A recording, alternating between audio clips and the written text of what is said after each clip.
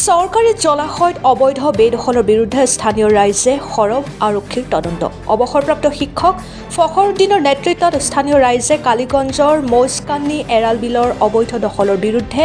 চৰকাৰী ৰাজহ ফাঁকি দি দীৰ্ঘদিন ধৰি মাছ ধৰাৰ অভিযোগ উত্থাপন কৰি প্ৰতিবাদ সাব্যস্ত কৰে। হুছেইন আহমেদ নামৰ এজন যুৱকে সংবাদ মাধ্যমৰ আগত কয় যে যেতিয়া কৰিমগঞ্জ সদৰ থানাৰ আৰক্ষীৰ লগতে কালিগঞ্জ চকীদাৰ আৰক্ষীয়ে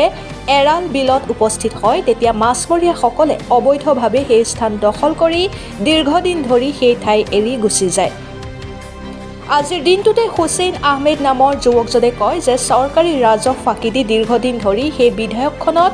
একাংশ লোকে অবৈধভাৱে মাছ ধৰি আহিছে যদিও এই বিধেয়কৰ পৰা মাছ ধৰাৰ কোনো বৈধ নথিপত্ৰ তেওঁলোকৰ হাতত নাই বুলি হুছেইনে কয়। অৱশ্যে এজাহাৰ লাভ কৰাৰ পিছত আজি আৰক্ষী তাত উপস্থিত হৈ তদন্ত আৰম্ভ কৰিলে বহুতে ভাবে যে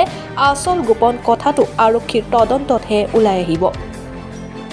ব্যুৰো ৰিপৰ্ট, অৰুণোদয় আছাম।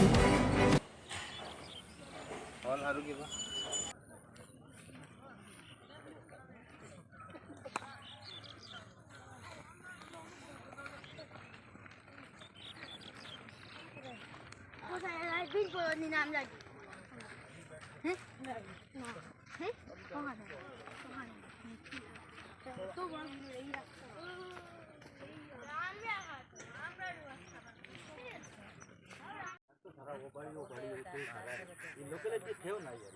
যারা খাইছিরা লোকাল নাই সব বাড়া আর আমরা বিদেশের কেউ নাই বিদেশের কোনো মানুষের তারা বিল মারতে দেয় না তারা বিল পানি গায় লামতে দেয় না পানি লামতে যাবে খাইতে নিমান তো পাঁচ সাউদি রায় দাও আমার পেট উপর যায় বলে আমার কাছে আছে বলে স্টেশন কেস আছে রেপ আছে কোন লোক তো আছে না জায়গা তো কেস আছে তো আমি